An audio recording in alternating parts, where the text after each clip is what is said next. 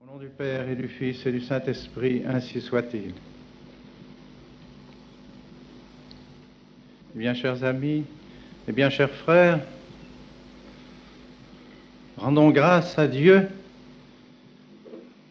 qui nous gratifie d'une si belle journée.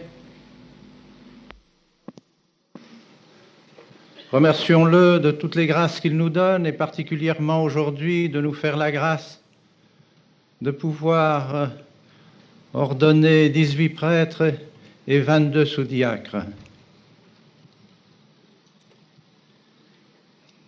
Rendons grâce à Dieu, chacun de nous, de nous avoir conservés dans la foi catholique. Remercions-le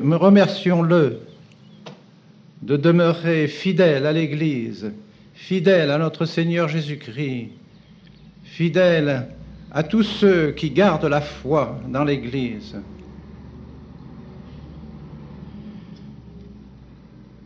Quelle joie de vous voir aujourd'hui réunis tous ici, mes bien chers frères, venant, nous pouvons le dire, des quatre coins du monde, depuis l'Australie jusqu'aux confins de la Californie, depuis le Canada jusqu'à Buenos Aires. Et hier, je recevais une lettre des catholiques d'Afrique du Sud qui me disaient qu'ils étaient unis à nous en cette journée et venus de toute l'Europe. Remercions Dieu d'être réunis ici uniquement parce que nous sommes catholiques, parce que nous sommes d'Église, parce que nous voulons continuer ce que notre Seigneur a institué et ce que notre Seigneur a voulu que nous croyions. Et je voudrais pendant quelques instants parler de ce qu'est particulièrement le sacerdoce. Pourquoi prêtre? On se le demande aujourd'hui. Nous pensons qu'il nous suffit d'ouvrir l'Évangile pour savoir ce qu'est le prêtre. Il nous suffit de savoir ce qu'est notre Seigneur Jésus-Christ, qui est le grand prêtre, qui est le prêtre par excellence, pour savoir ce que sont les prêtres aujourd'hui. Notre Seigneur nous le dit dans cette parole si courte et si simple, « Sicut misit me pater, et ego mitto vos ». Sicut misit me pater, de même que le Père m'a envoyé, moi je vous envoie. Et si nous réfléchissons seulement quelques instants à cette première partie de la parole de notre Seigneur, Sicut misit me pater, mais est-ce que cette mission de notre Seigneur n'est pas sa mission éternelle dans la Sainte Trinité? Le Fils est toujours envoyé par le Père, parce qu'il vient du Père, parce qu'il est né du Père. Dans l'éternité, notre Seigneur est toujours envoyé par le Père, et c'est ce qu'il fait qu'il est le Verbe de Dieu, de même que l'Esprit Saint est envoyé du Père et du Fils, c'est ce qui fait qu'il est le Saint-Esprit. Eh bien, cette mission éternelle de notre Seigneur Jésus-Christ se poursuit dans sa mission temporelle. Et nous avons besoin de nous rappeler que la mission que notre Seigneur a accomplie ici-bas est la mission pour laquelle le monde a été créé. Tous, nous avons été créés et mis ici-bas sur cette terre, et tout ce monde qui nous entoure, ces magnificences que le bon Dieu a fait dans la nature, tout cela, les astres et toute la création, les créatures spirituelles, les anges du ciel, les élus du ciel, tout a été créé pour la mission de notre Seigneur Jésus-Christ, afin qu'un jour notre Seigneur Jésus-Christ résume en lui toute la création et se fit homme, et que ce faisant homme, il chante la gloire de Dieu, et que toute la création chante la gloire de Dieu par notre Seigneur Jésus-Christ, en notre Seigneur Jésus-Christ, pour notre Seigneur Jésus-Christ. Voilà la raison d'être du monde. Voilà notre raison d'être.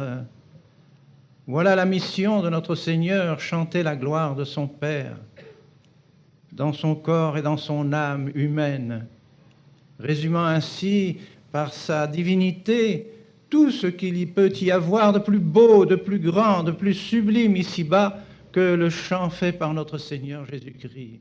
Et à quel moment le plus sublime de sa vie, de son existence ici-bas, notre Seigneur a exprimé cette gloire, cette charité qu'il avait pour son Père, cette charité infinie, car il était son Fils, son propre Fils.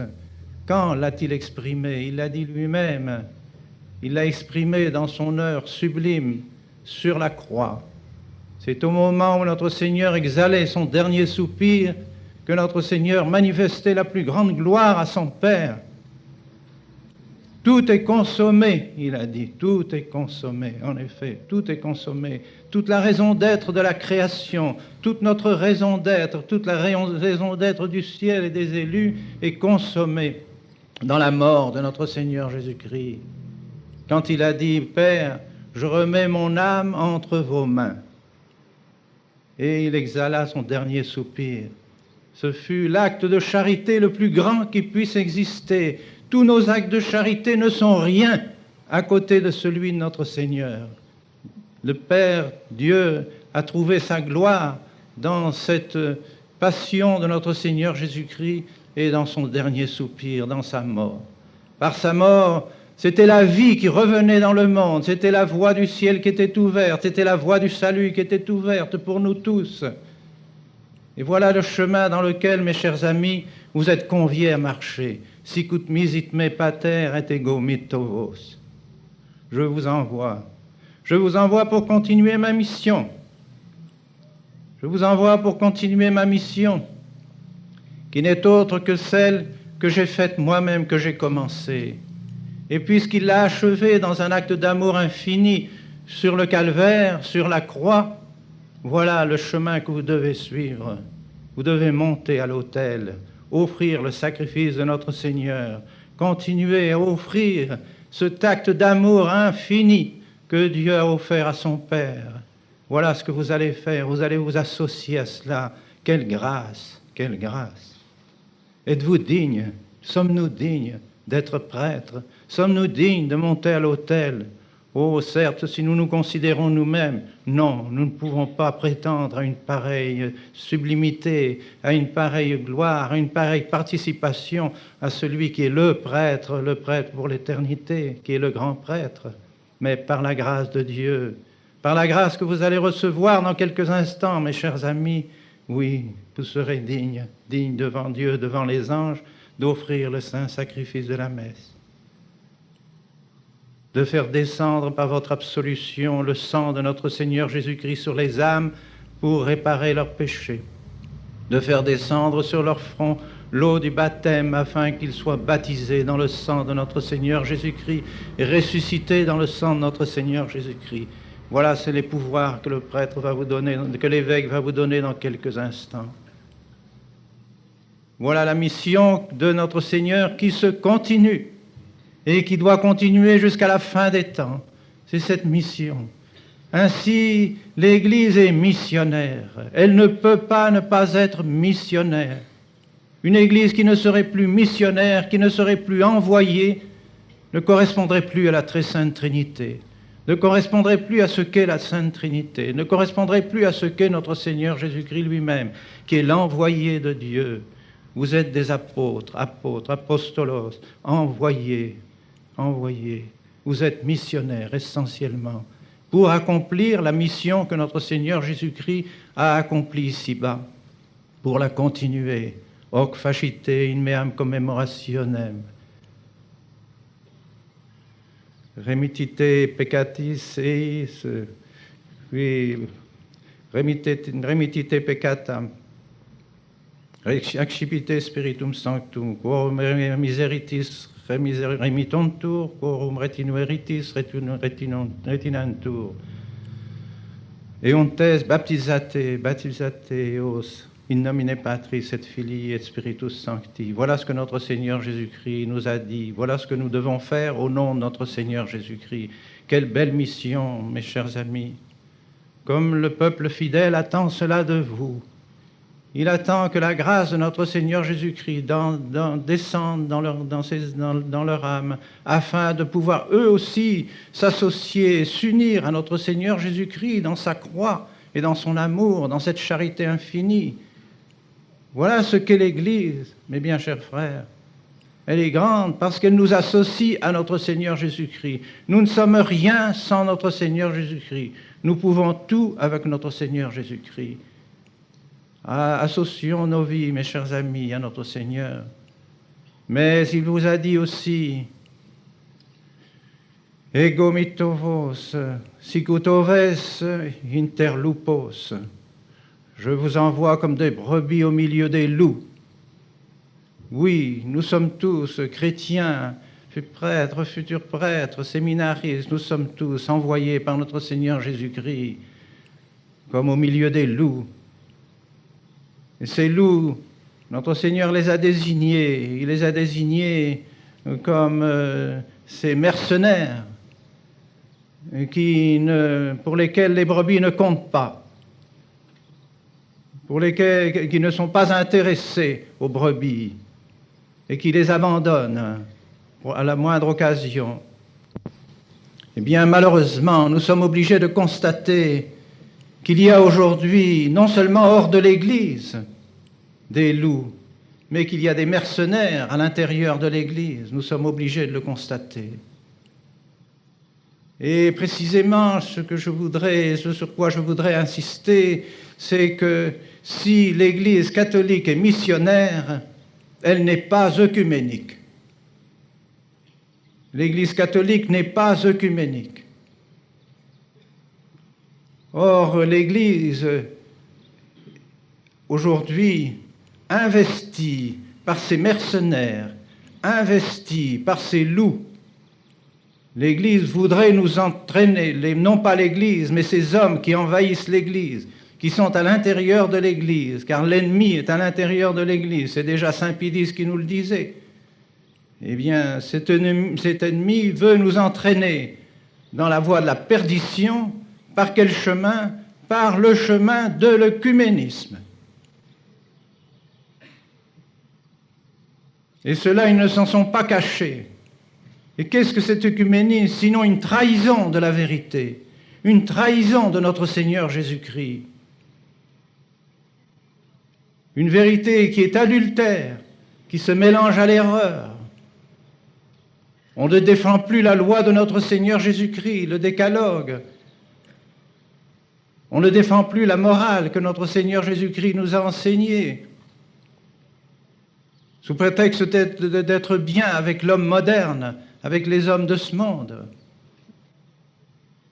C'est pourquoi on nous a donné une messe œcuménique, on nous a donné un catéchisme œcuménique, on nous a donné une Bible œcuménique, et on veut que les États, désormais les sociétés civiles, soient des sociétés œcuméniques, c'est-à-dire qui font des compromis avec l'erreur, qui font des compromis avec le mal, avec le vice, et donc qui ne sont pas catholiques. Nous ne devons pas accepter ces choses qui sont empoisonnées. Et nous n'avons pas peur de le dire, cet œcuménisme vient tout droit des officines secrètes de la maçonnerie. Et c'est saint Pidis qui le dit également. Lisez la lettre de saint Pidis de 1910 aux évêques de France, condamnant le sillon, après avoir décrit le sillon, qui est tout simplement une espèce d'œcuménisme qui préparait l'œcuménisme d'aujourd'hui. Le grand sillon, comme il l'appelait, était précisément un véritable œcuménisme. Eh bien, notre Saint-Père le Pape Pidis, après avoir décrit le sillon et après l'avoir condamné, dit « Nous savons bien d'où viennent ces idées. Elles viennent d'officines secrètes. Le souffle de la révolution a passé par là, dit Saint Pidis. Eh bien, nous pouvons dire aussi que par l'œcuménisme, le souffle de la révolution a passé par là. Et c'est pourquoi nous refusons absolument cet œcuménisme. Et je pourrais vous montrer des textes qui viennent, par exemple, d'un grand chef de la maçonnerie, M. Fritz Zeller, ex-grand maître du Grand Orient de France, et qui, ces mois derniers, écrivait un article, 3 points, c'est tout, et dans lequel il disait formellement: le Concile mettra longtemps à trouver sa véritable signification, mais les fidèles se rendent compte que quelque chose de très important est survenu qui tient tout entier dans le mot œcuménisme. Et cela signifie, ajoute-t-il, que l'Église devra se réconcilier avec toutes les religions et par conséquent avec la maçonnerie également. Voilà ce que dit ce grand maître de la maçonnerie il y a de cela 2 ou 3 mois. Et puis plus récemment encore, dans la Civiltà Cattolica, grande revue des pères jésuites de Rome, la plus grande revue romaine, la plus importante et considérée comme la plus sérieuse, 2 pères jésuites faisant un article sur les intégristes que nous sommes, évidemment, et dans lequel, hélas, mon nom paraît, eh bien, ils nous reprochent tout simplement ceci: de considérer toujours comme des ennemis de l'Église le socialisme, le communisme et la franc-maçonnerie. Voilà ce qu'ils nous reprochent. 2 pères jésuites qui écrivent ça au mois de février dernier dans la plus grande revue catholique de Rome. Alors nous avons compris. Nous savons à qui nous avons affaire maintenant.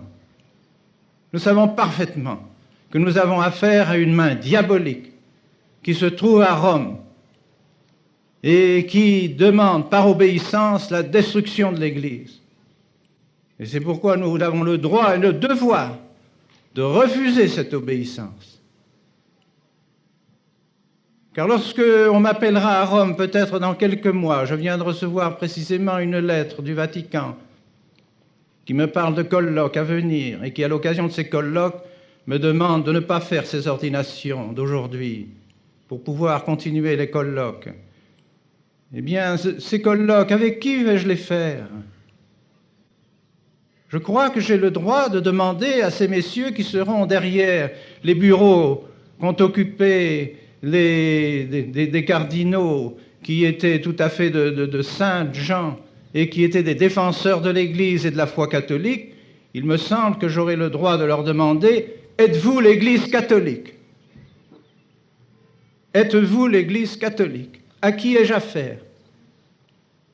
Si j'ai affaire à quelqu'un qui a un pacte avec la maçonnerie, est-ce que j'ai le droit de parler avec ces gens-là?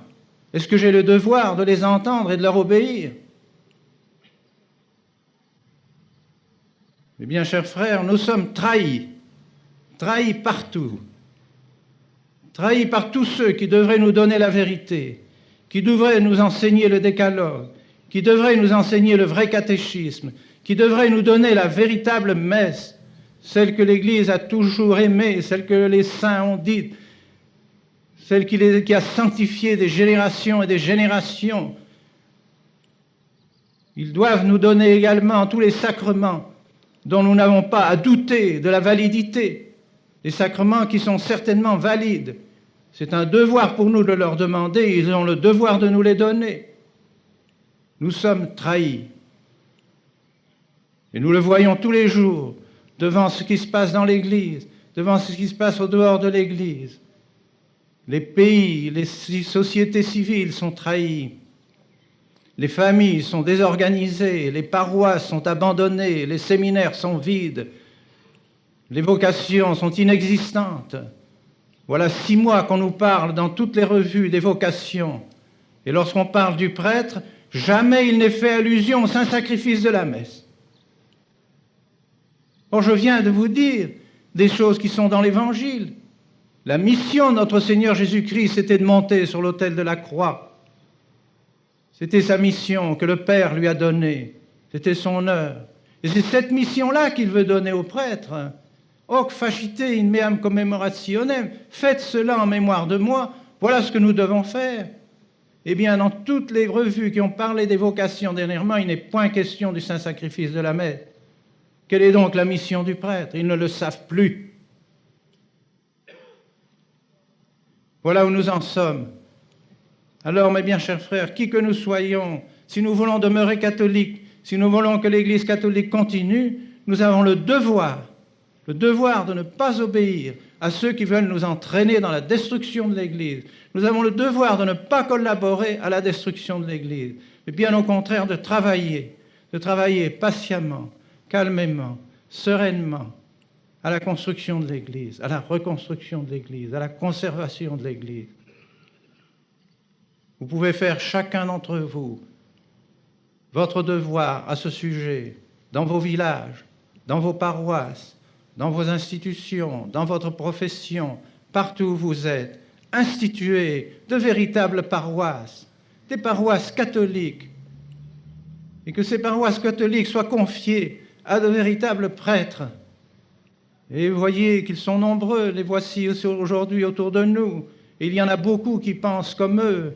Essayez de les ramener à la vérité, afin qu'ils vous donnent les sacrements que vous désirez et la sainte messe que vous désirez. Regroupez-vous, afin que les prêtres qui viennent puissent devenir des curés de paroisse, tout simplement, qu'on rétablisse les paroisses comme elles étaient autrefois. C'est là un devoir strict. Et nous félicitons de tout cœur les religieuses et les religieux qui sont ici et les prêtres qui sont ici, qui, dans des difficultés incroyables, inconcevables, qui sont persécutés, auxquels on demande de quitter leur habit religieux et de religieuses, eh bien que ces sœurs soient fermes dans la foi, qu'elles demeurent fermes dans les constitutions que leur ont données leurs saints et saints fondateurs et saintes fondatrices. Et nous avons la joie de penser que ces congrégations religieuses se multiplieront. Nous avons l'assurance que bientôt il y aura d'autres religieuses qui voudront garder les traditions, les saintes traditions de leur congrégation et de leurs fondateurs. Voilà ce que nous devons faire. Et vous, mes bien chers amis, qui bientôt allez prendre des responsabilités là où vous serez, bien demandez à la très sainte Vierge Marie, demandez aux apôtres Saint Pierre et Saint Paul, qui aujourd'hui ne demandent qu'à vous donner des bénédictions, demandez-leur des grâces abondantes, afin que vous puissiez réaliser l'apostolat pour lequel vous avez été ici dans ce séminaire ou dans le monastère de Bédouin, pour vous préparer à ce grand jour de votre sacerdoce.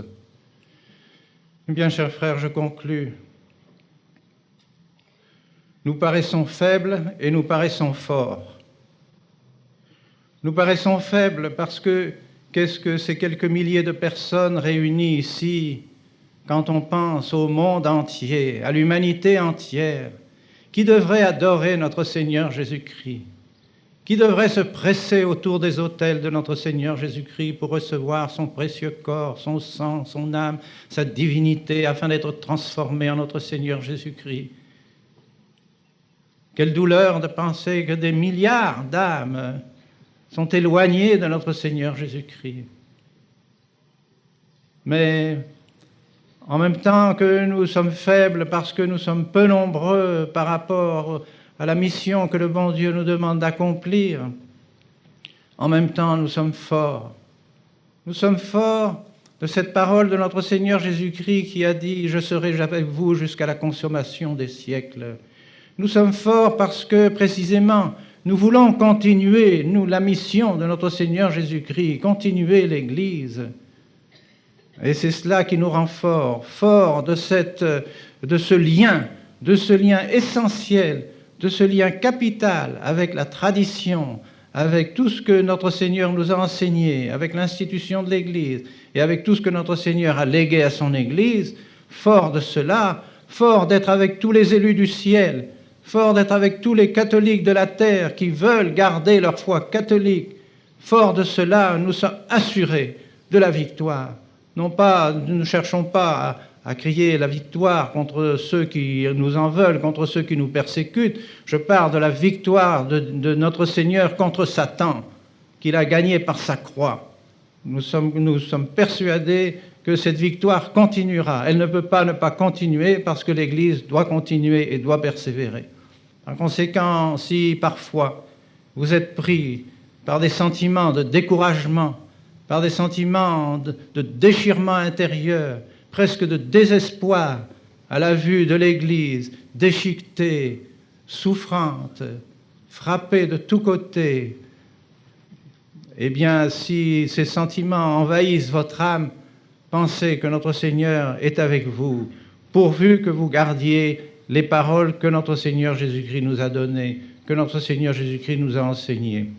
Et c'est par cela, par ce sacrifice, par ces sacrifices, que l'ennemi sera chassé un jour de l'Église et que l'Église retrouvera sa splendeur, qu'elle ne sera plus minée par des personnes qui veulent sa disparition, qui veulent sa destruction.